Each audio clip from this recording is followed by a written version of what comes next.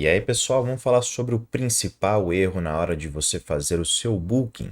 Para quem não está familiarizado com esse termo, booking, na verdade, a palavra book em inglês traduzido significa volume, massa. E já que se trata de um verbo, seria basicamente o aumento do volume, o aumento da sua massa muscular, principalmente. Processo que você vai induzir. A prioridade, no seu caso, é ganhar massa muscular. Eu escuto com muita frequência no consultório, quando as pessoas chegam lá, eu pergunto qual que é o motivo de você estar aqui hoje. Elas falam, Ciro, eu gostaria de ganhar massa muscular e perder gordura corporal.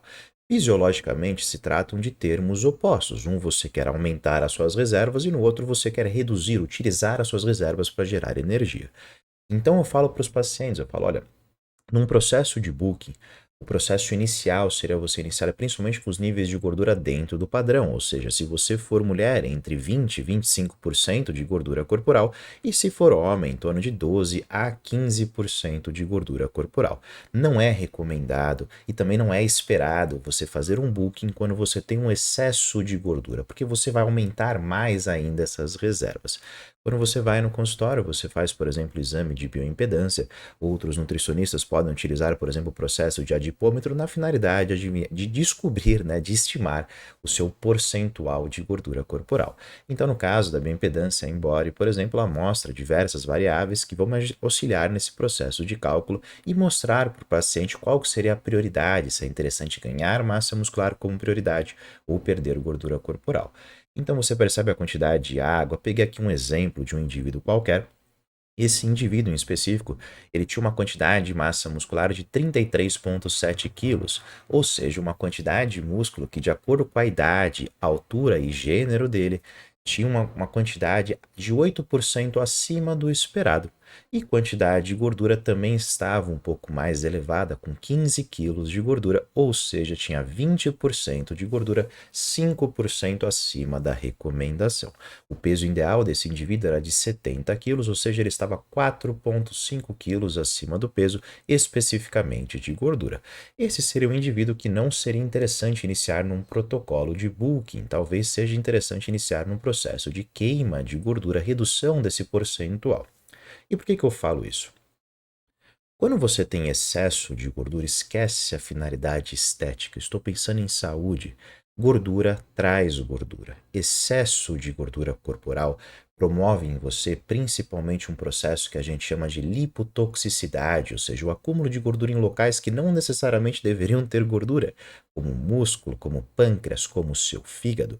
Isso gera inflamação, isso gera estresse oxidativo, isso gera resistência a hormônios que controlam o seu apetite e faz com que você ingira mais alimentos e, consequentemente, com prejuízo, principalmente numa organela que nós conhecemos como mitocôndria, provocando essa disfunção mitocondrial, você facilita principalmente o ganho e acúmulo de gordura corporal.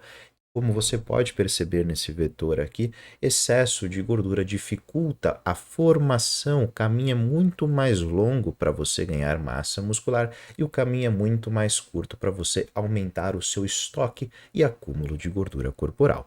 Então, o primeiro passo para você iniciar num bulking é controlar principalmente os seus níveis de gordura. Mas esse não é realmente o erro, né? Porque aqui a questão sobre qual seria o erro quando você já sabe dessa informação e vai querer ganhar massa muscular. O principal erro é você consumir uma quantidade exorbitante de calorias.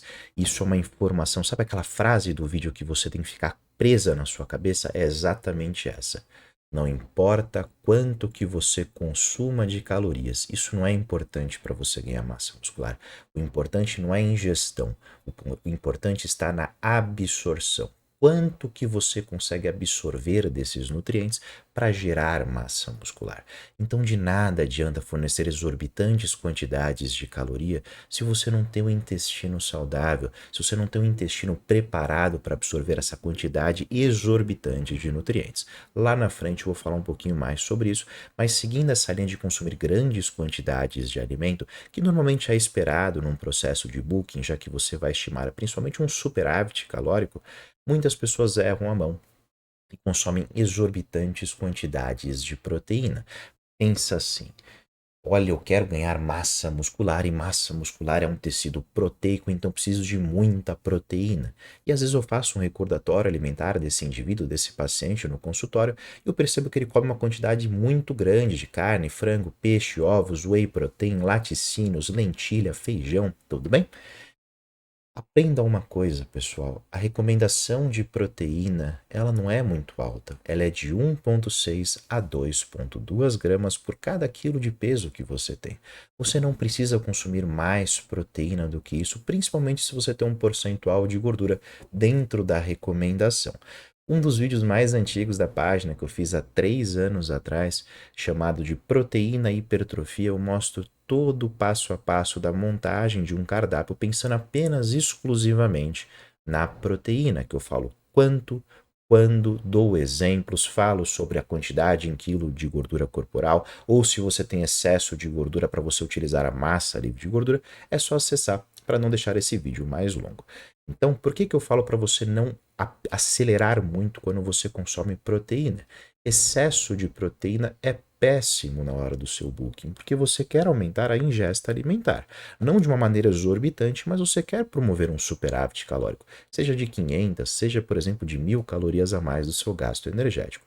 Excesso de proteína aumenta principalmente peptídeos, como, por exemplo, peptídeo YY, colicistoquinina K, GLP-1. Isso aqui são substâncias que promovem principalmente a saciedade, ou seja, reduzem a ingestão alimentar. Quanto mais proteína na sua alimentação, maior a saciedade, menor a ingesta alimentar. Além disso, estimula uma maior termogênese e facilita muito mais uma perda de peso do que realmente um ganho de peso. Então, não exagere na proteína, consuma a recomendação de 1,6 a 2,2 gramas por cada quilo de peso que você tem. Durante um processo de bulking, durante um processo de ganho de massa muscular, o macronutriente mais importante, todos são importantes, mas o que tem o maior destaque são os carboidratos.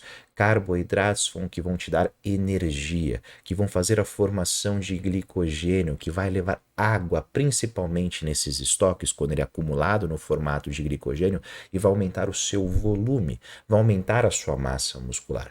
Normalmente a recomendação de carboidratos, ela varia de 4 a 7 gramas por cada quilo de peso que você tem nessa fase do bulking. Mas o mais importante de tudo não é colocar números, não é colocar regras, é você simplesmente ir acompanhando os resultados e a sua evolução e ir manipulando. A gente fala que a primeira dieta é sempre um tiro a partir de ciências e a partir dos feedbacks que vai mostrando a composição corporal, a gente vai alterando.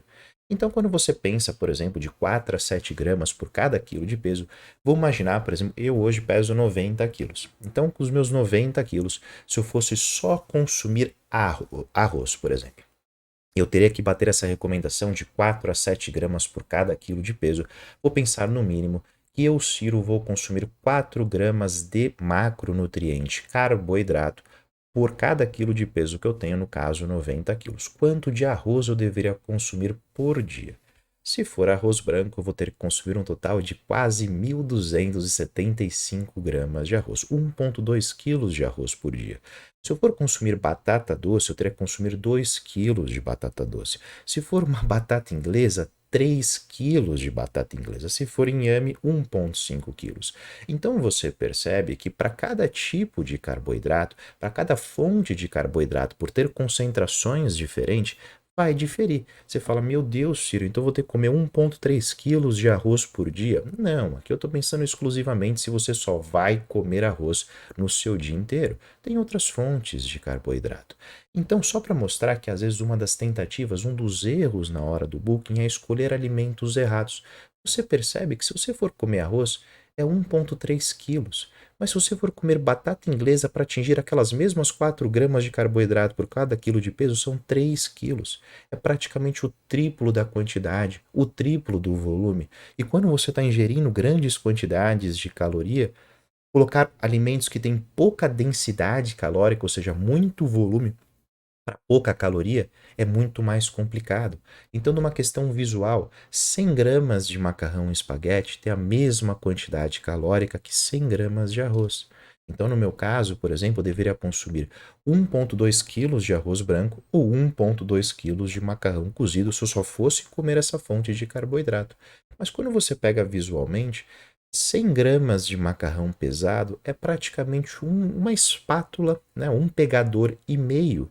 Enquanto você converte em arroz, para você atingir 100 gramas de arroz, são 4 colheres de sopa. Então é muito mais fácil você ingerir macarrão do que arroz, se você tem falta de apetite, tá bom? Então, escolhas alimentares também são bem interessantes nos problemas quando você está querendo fazer um processo de booking, tá?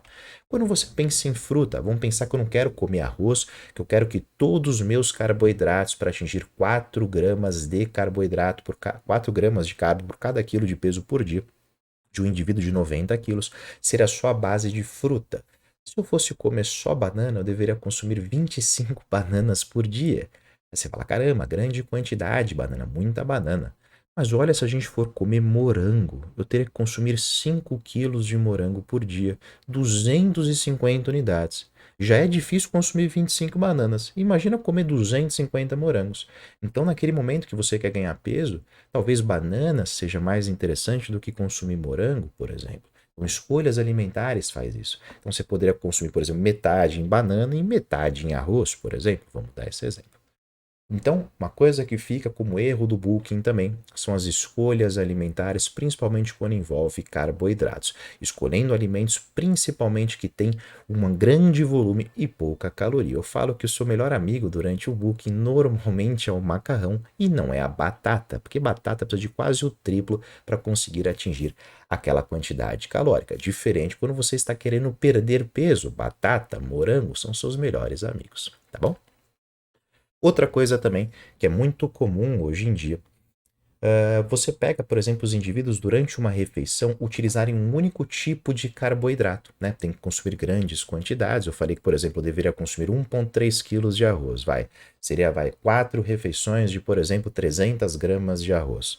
E eu consumir só arroz. Em vez de eu, por exemplo, mesclar, eu colocar, por exemplo, um arroz junto com uma banana. E é muito comum coaches, hoje em dia, principalmente envolvendo um processo de fisiculturista, que ele sempre coloca uma refeição e na sequência ele coloca uma sobremesa, seja um mamão, seja um abacaxi, e muitos pensam que é só na finalidade de fornecer enzimas digestivas que contêm nesses alimentos. Mamão contendo papaína, o abacaxi contendo bromelina, que conseguiria facilitar principalmente a digestão proteica, um alimento que causa saciedade. Se você quebra ela de uma maneira mais rápida, você reduz essa sinalização de saciedade e aumenta o seu apetite para a próxima refeição. Mas não é só por isso que é colocado, por exemplo, frutas junto com a refeição. Lembra que eu falei lá no começo que não adianta você fornecer grandes quantidades de caloria, que não é o que você ingere, é o que você consegue absorver? Esse aqui é o seu intestino, né? A parede do seu intestino que nós conhecemos como enterócito. E aqui que é o local que ocorre principalmente a absorção dos nutrientes. Você ingere, cai aqui ele se liga nesse buraquinho e é absorvido, ou seja, os nutrientes caem na sua circulação. Então estou mostrando aqui de uma maneira completamente ilustrativa. Você percebe que tem um receptorzinho aqui branquinho e um receptorzinho aqui vermelho. E aí você consumiu o arroz. Esse arroz vai ser digerido, vai ser quebrado em moléculas de carboidrato muito menorzinhas, e ele tem o receptorzinho dele próprio, que ele vai se ligar para ser absorvido. Então imagina que você comeu o arroz se ligou no receptorzinho, no buraquinho dele lá no seu intestino e conseguiu ser levado para o seu sangue para ser absorvido.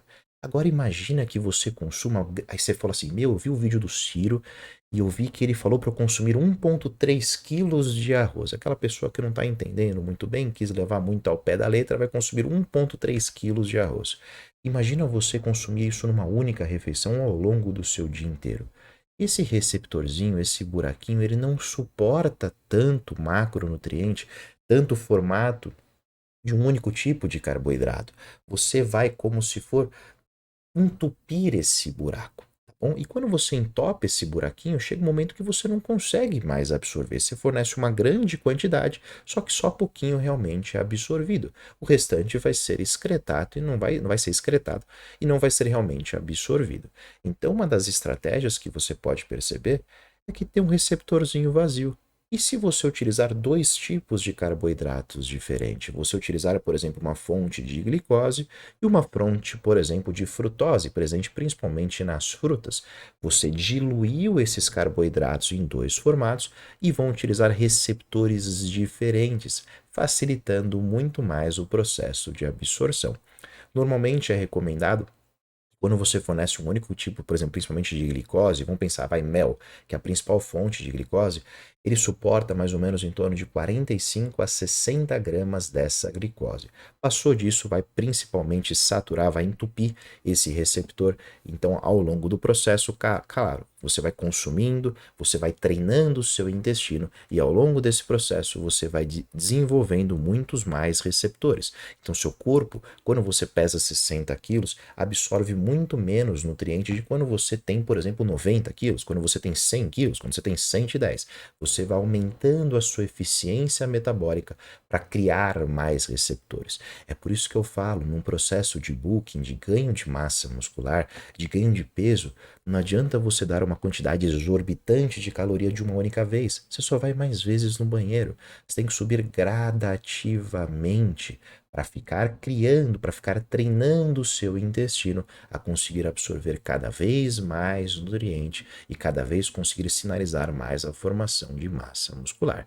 E você pode, trabalhando ao longo disso, fornecendo diferentes tipos de carboidrato na mesma refeição para não saturar. Porque quando você satura, quando você entope esse receptor, você gera aquela indigestão. Você passa daquela sensação de saciedade, você fica cheio. E aí fica difícil para você fazer a próxima refeição depois de 2, 3, 4 horas depois, tá bom? Então esse é o principal erro, comer demais, principalmente de uma única vez.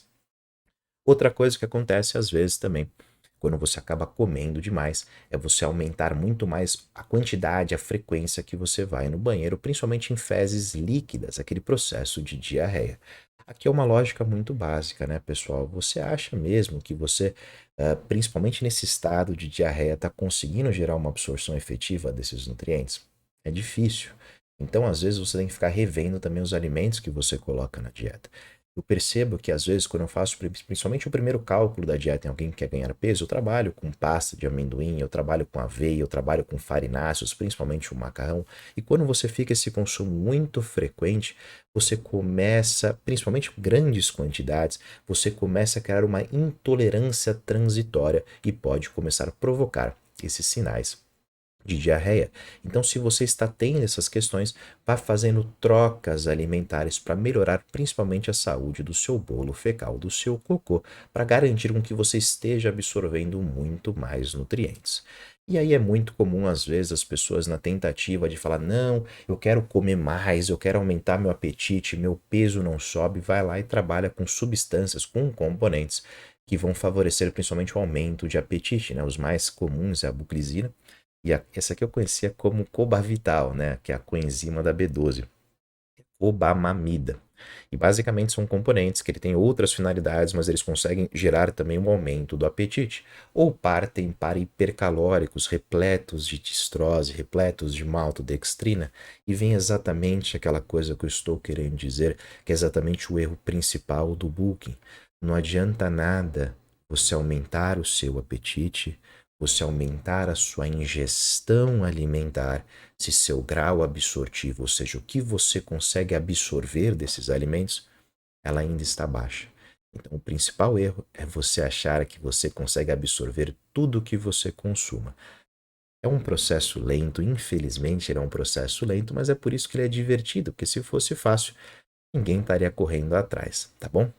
Então, basicamente, fica o vídeo de hoje. Vá aumentando gradativamente essas calorias, não consuma exorbitantes quantidades de proteína e vai subindo gradativamente o consumo de carboidratos. E você pode até manipular nos dias de treinamento mais intensos e menos intensos, que a gente chama de ciclagem de carboidratos.